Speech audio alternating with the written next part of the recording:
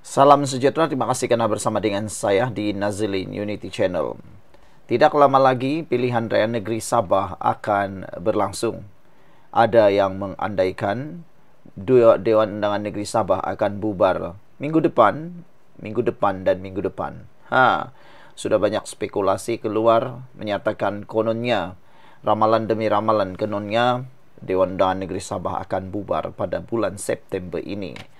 Namun, saya rasa ada kemungkinan Dewan Undangan Negeri Sabah akan bubar pada bulan ini.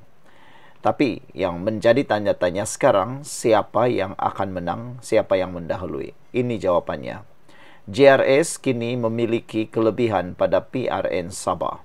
Itu adalah dapatan daripada Ilham Center. Menurut Ilham Center, JRS sekarang sedang mendahului berbanding parti-parti yang lain atau gabungan parti yang lain. Seteru utama JRS sebenarnya ialah Pakatan Harapan, Barisan Nasional, dan juga Warisan. Tapi dengan adanya meterai, kerjasama antara Pakatan Harapan dan JRS, dan sekarang belum pasti lagi sama ada dapat bekerja sama dengan BN atau tidak, dapat dilihat JRS mungkin dapat menguasai pilihan raya kali ini. Ilham Center menjangkakan JRS memiliki kelebihan menjelang PRN Sabah kerana kedudukan sebagai kerajaan negeri dan faktor personaliti calon. Gabungan Rakyat Sabah, JRS, memiliki kelebihan pada pilihan raya negeri Sabah sebagai penyandang kerajaan negeri mengikut firma kaji selidik Ilham Center. Pengarah eksekutif Ilham Center, Hismuddin Bakar, berkata, kajian awal pra pilihan raya sepanjang Jun turut mendapati JRS berada di hadapan berbanding parti-parti lain. Beliau berkata dua faktor utama mengukuhkan kedudukan JRS, iaitu penguasaan sebagai parti pemerintah yang mempunyai akses sumber serta faktor personaliti calon di peringkat Dewan Undangan Negeri DUN. Sebelum kita teruskan ulasan ini, jangan lupa tinggalkan komen anda siapa yang akan menang pada pilihan raya akan datang ini. Tapi sebelum itu, izinkan dulu saya berkongsi kepada anda semua. Ini terapi imun Transovictor for Life, terapi imun yang meningkatkan daya imun badan kita sehingga 400%. Secara umum dan ringkasnya, apabila imun badan kita lemah, apabila imun badan kita bodoh, apabila imun badan kita tidak seimbang, kita tidak sembuh daripada penyakit, dan akar penyakit berkembang berakar di dalam tubuh badan kita. Tetapi terapi imun ini mengajar, mendidik, menguatkan serta menyeimbangkan sistem imun badan di dalam tubuh badan kita. Apabila imun badan kita sudah jadi kuat, bijaksana dan seimbang, imun badan itulah yang bertindak menghapuskan akar penyakit yang ada dalam tubuh badan kita. Produk ini lulus KKM, diperakui oleh doktor-doktor di seluruh Malaysia, halal. Cepat dapatkannya melalui nombor telefon yang tertera. Mungkin selama ini anda sudah berdoa bertahun-tahun untuk sembuh daripada masalah kesihatan anda. Mungkin ini jawapan yang Tuhan hantar untuk anda hari ini. Saudara-saudara sekalian, apa yang membuatkan JRS akan menang ialah kerana personaliti dan juga sumber akses mereka.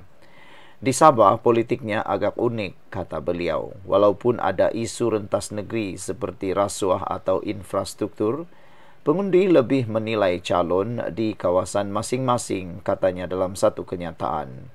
Pada masa yang sama, katanya faktor personaliti dan prestasi penyandang menjadi dominan dalam membentuk sokongan pada PRN tersebut.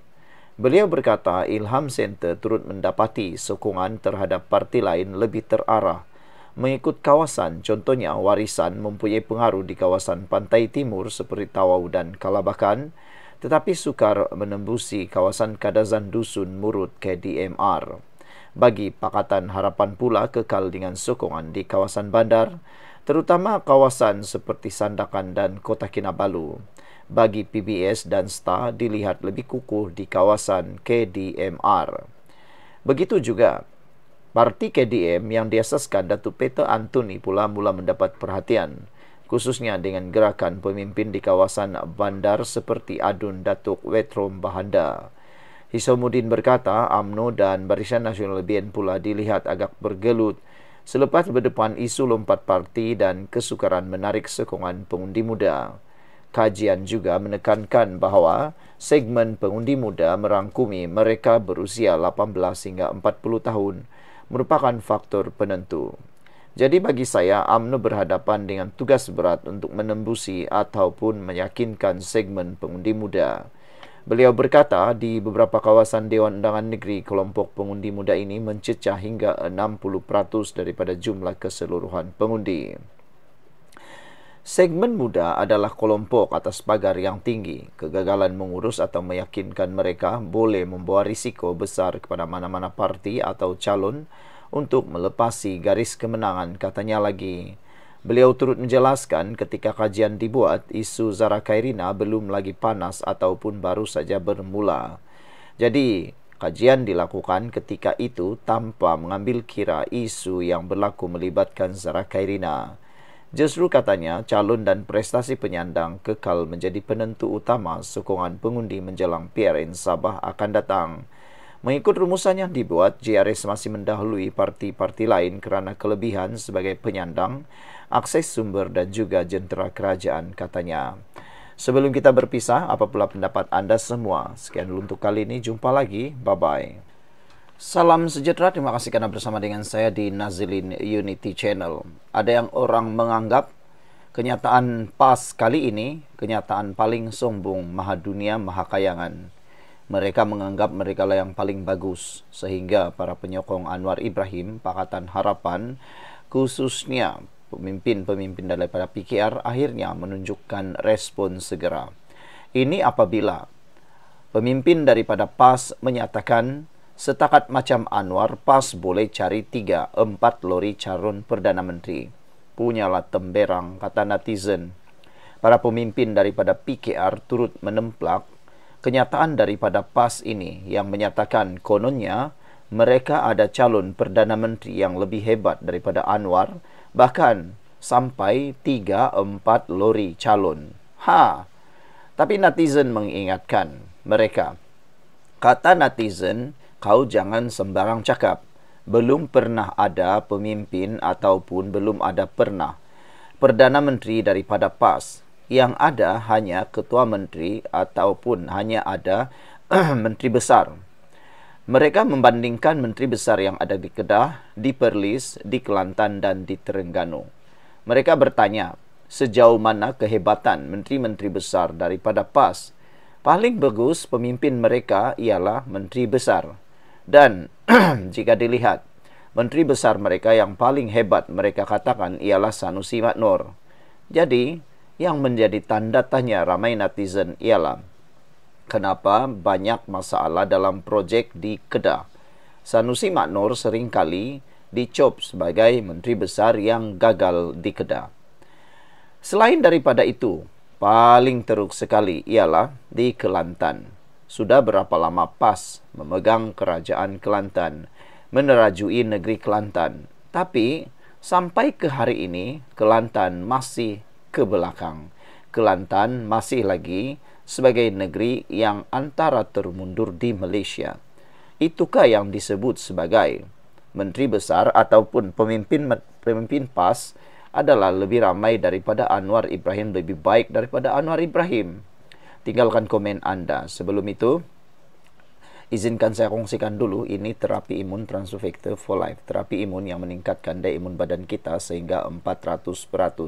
Secara umum dan ringkasnya, apabila imun badan kita lemah, apabila imun badan kita jadi bodoh, apabila imun badan kita tidak seimbang, kita tidak sembuh daripada semua jenis penyakit. Bahkan, penyakit berakar di dalam tubuh badan kita kerana imun badan kita tidak lagi mampu melawan, menghapuskan penyakit itu. Tetapi, terapi imun Transfer Factor for Life ini mengajar, mendidik, menguatkan serta menyeimbangkan imun badan kita supaya imun badan kita kembali menjadi kuat dan seimbang. Lalu, imun badan kita itulah yang akan menghapuskan semua akar penyakit yang ada dalam tubuh badan kita. Apabila itu berlaku, kita sembuh daripada semua jenis penyakit. Cepat dapatkan produk yang hebat ini melalui nombor telefon saya yang tertera. Saudara, produk ini lulus KKM halal diperakui oleh dokter-dokter di seluruh dunia dan juga penemuan paling bersejarah dalam dunia kedokteran abad ini. Kalau Anda sudah berdoa bertahun-tahun untuk masalah kesehatan Anda, mungkin ini jawaban yang Tuhan hantar untuk Anda semua. Saudara, kita ingin melihatlah sebenar-benarnya siapakah nama yang sampai 34 lori calon Perdana Menteri yang lebih bagus daripada Anwar. Kamu tahukah, baru-baru ini Anwar telah pun dianugerahkan sebagai tokoh pemimpin dunia keuangan dunia Islam. Adakah PAS pernah mendapat pengiktirafan sebesar itu? Kalau betul mereka mempunyai pemimpin yang hebat-hebat belaka, tunjukkanlah senarai itu. Jangan hanya cakap kosong. Tidak ada sebenarnya calon Perdana Menteri yang berani, mereka kata.